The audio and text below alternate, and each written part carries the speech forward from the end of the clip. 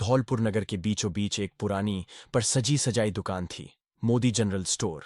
यहाँ रोज सौदे नहीं, संवाद होते थे। और इस दुकान के मालिक थे रघुनंदन लाल मोदी, जिन्हें नगरवासी प्रेम से चतुर बनिया कहते थे। पर यह चतुराई सिर्फ मुनाफे के लिए नहीं थी, वह जीवन की हर कठिन घड़ी में भी मुस्कुराने का नाम था। यह कहानी है उसकी बुद्धि, संवेदना और संघर्षों की, जो उसे केवल सफल नहीं, विलक्षण बनाती है। अध्याय 1। बचपन की तपिश। रघुनंदन का बचपन कठिनाइयों से भरा था। मां अक्सर बीमार रहती थीं। पिता की दुकान की आमदनी बस रोटी के लायक होती। घर की छत टपकती, पर मां की ममता और पिता की सादगी कभी कम नहीं होती। एक बार स्कूल में फीस भरने का समय आया। जेब में 1 रुपया कम था। मास्टर ने ताना मारा, बनिए का बेटा होकर भी पैसे की किल्लत, लगता है व्यापार नहीं सीखा। उस दिन रघुनंदन ने ठान लिया, मैं ऐसा बनिया बनूंगा जो सिर्फ धन नहीं, सम्मान भी कमाएगा। अध्याय 2। पहली चोट बड़ा हुआ। पिता की दुकान संभालने लगा।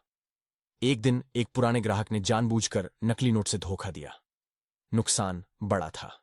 पिता क्रोधित हुए और बोले, बेटा, व्यापार में भरोसा नहीं चलता, दिमाग चलता है। पर रघुनंदन ने जवाब दिया, पिताजी, मैं भरोसे को दिमाग से जोड़ूंगा।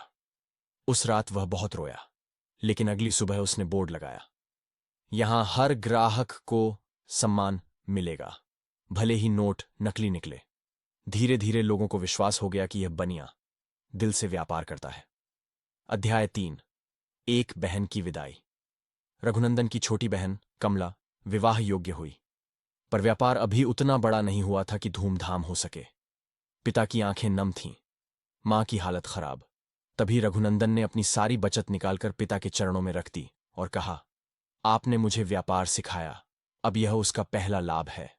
मेरी बहन राजकुमारी बनकर जाएगी। वह शादी सादगी से की गई, पर इतनी आत्मीयता और सेवा से कि पूरा गांव उसकी तारीफ करने लगा।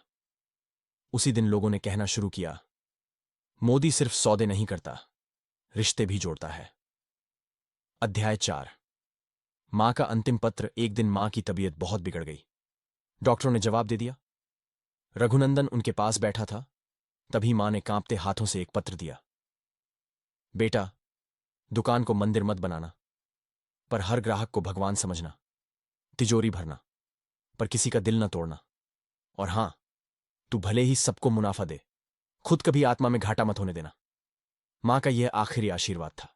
उस दिन रघुनंदन ने प्रण लिया, अब यह दुकान एक साधना बनेगी और मैं उसका साधक। अध्याय 5। ठोकर और चढ़ाव। व्यापार बढ़ रहा था, पर एक दिन रघुनंदन का सबसे भरोसेमंद नौकर हजारों रुपए लेकर भाग गया। यह आर्थिक नहीं, भावनात्मक चोट थी। उसने उसे परिवार जैसा माना था। रघुनंदन टूट गया, पर तब उसकी पत्नी शारदा ने कहा, आपने उसे पैसा दिया, उसने विश्वास चुराया, लेकिन आपने उसे सिखाया था, यही आपका असली लाभ है। यह बात रघुनंदन के दिल को छू गई। उसने बोर्ड पर एक नई पंक्ति जोड़ी, यहां पैसा चुराया जा सकता है, पर सेवा की भावना नहीं। अध्याय। संतान का मार्गदर्शन। बुढ़ापे में उसके बेटे ने एमबीए कर लिया और बड़े बड़े प्लान्स लाया, e commerce, wallet payment, fancy packaging.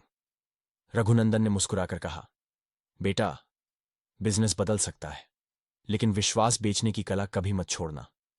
बेटे ने ऑनलाइन दुकान शुरू की, पर उसमें भी वही भाव, हर ग्राहक को एक पर्सनल मैसेज, उपहार में एक तुलसी का बीज, और सबसे ऊपर चतुर बनिए की सीख। अध्याय 7। आत्मा की आवाज। एक दिन नगर में एक नवयुवक आत्महत्या करने जा रहा था। उसका स्टार्टअप फेल हो गया था। वह रघुनंदन की दुकान के बाहर बैठा रो रहा था।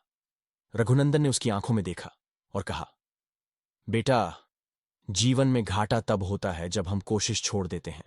सौदे में घाटा तो हर किसी को होता है, पर अगर तू आज हार गया तो कल सौदों को जीतने वाला कौन बनेगा। उस युवक ने व्यापार नहीं, पर जीवन फिर से शुरू किया। अंतिम अध्याय। 100 चालें और एक मौन 80 की उम्र में रघुनंदन ने दुकान छोड़ी, लेकिन जाने से पहले उसने अपने बेटे को 100 चालों की पिटारी दी। उसमें व्यापार की नहीं, जीवन की चालें थीं। हर लाभ में थोड़ा दान रखो। यदि ग्राहक की आंखें नम हों तो मुनाफा भूल जाओ। रोज एक बार खुद से पूछो, आज क्या मैंने किसी को सुख पहुंचाया? व्यापार तब सफल है जब दुकान बंद हो पर नाम चलता रहे।